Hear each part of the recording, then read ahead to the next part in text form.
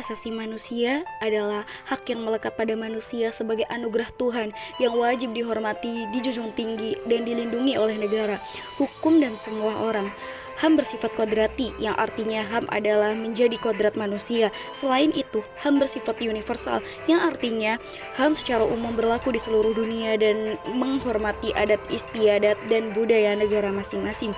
Untuk menjamin hak asasi manusia, negara dan pemerintah wajib melindungi, memajukan, menegakkan, dan memenuhi HAM.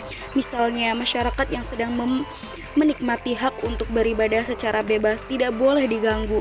Negara wajib melindungi HAM, artinya ketika ada pihak lain yang mengganggu HAM, negara wajib memberikan perlindungan.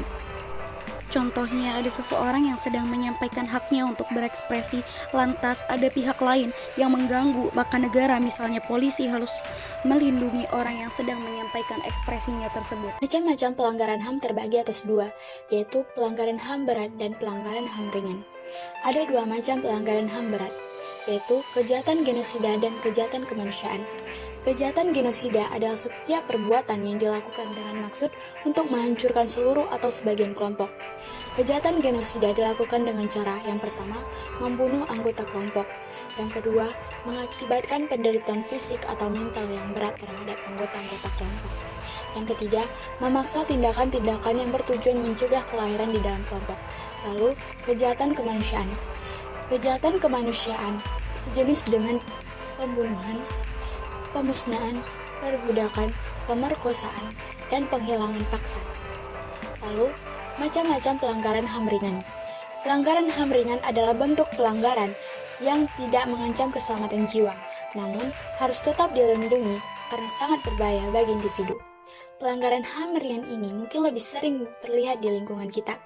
Contohnya, yaitu melakukan penganiayaan, melakukan hal yang berakibat dapat mencemarkan nama baik seseorang, menghalangi seseorang untuk menyampaikan aspirasinya dengan berbagai cara, dan yang terakhir, melakukan aksi kekerasan dengan pemukulan. Perjuangan untuk menegakkan HAM di Indonesia telah dilakukan sejak sidang BPUPKI hingga sekarang. Pemerintah Indonesia telah berupaya menegakkan HAM dengan membuat undang-undang, membentuk komisi nasional, membentuk pengadilan HAM, dan memasukkan dalam kurikulum pelajaran. Hukum tentang HAM ini dibuat karena banyaknya kasus pelanggaran HAM pada tahun 1965 hingga 1998. Landasan hukum HAM di Indonesia, yang pertama Pancasila, yang kedua Undang-Undang Nomor 39 Tahun 1999 tentang Hak Asasi Manusia, yang ketiga TAP MPR Nomor 17 Tahun 1998 tentang Hak Asasi Manusia. Samping adanya penegakan HAM di Indonesia, namun nyatanya Indonesia memiliki catatan kelam terkait pelanggaran HAM yang sampai saat ini menjadi teka-teki serta paradoks yang tidak menemui akhir penyelesaiannya, di mana pada dasarnya Undang-Undang Nomor 26 Tahun 2000 telah membagi bentuk pelanggaran HAM. Yang pertama ialah pelanggaran HAM berat, yang diantaranya ialah genosida, kejahatan perang, kejahatan agresi, serta kejahatan terhadap kemanusiaan, yang hal tersebut dapat kita menapak tilas di masa Orde Baru pada tragedi Semanggi, peristiwa Trisakti, peristiwa pembunuhan Marsinah dan Munir yang sampai saat ini tidak memenuhi jalan tempuh penyelesaian. Yang hal tersebut tidak sesuai dengan sila kedua Pancasila, yakni kemanusiaan yang adil dan beradab.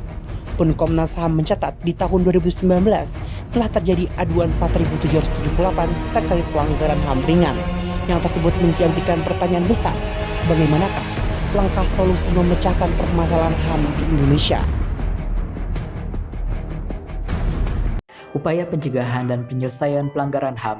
Yang pertama, ada pendidikan karakter, yang mana harus diajarkan diberikan pengetahuan tentang HAM sejak dini, untuk mulai pandai berpikir mana yang baik dan yang mana yang buruk.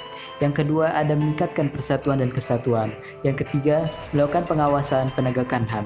Yang keempat, melakukan kegiatan sosialisasi langsung ke masyarakat tentang HAM. Yang kelima, memberikan sanksi kepada seseorang yang melakukan pelanggaran HAM dan lain-lain. Jadi kesimpulannya, kita sebagai warga negara Indonesia yang baik harus selalu saling melindungi satu sama lain, menjaga persatuan dan kesatuan negara kesatuan Republik Indonesia.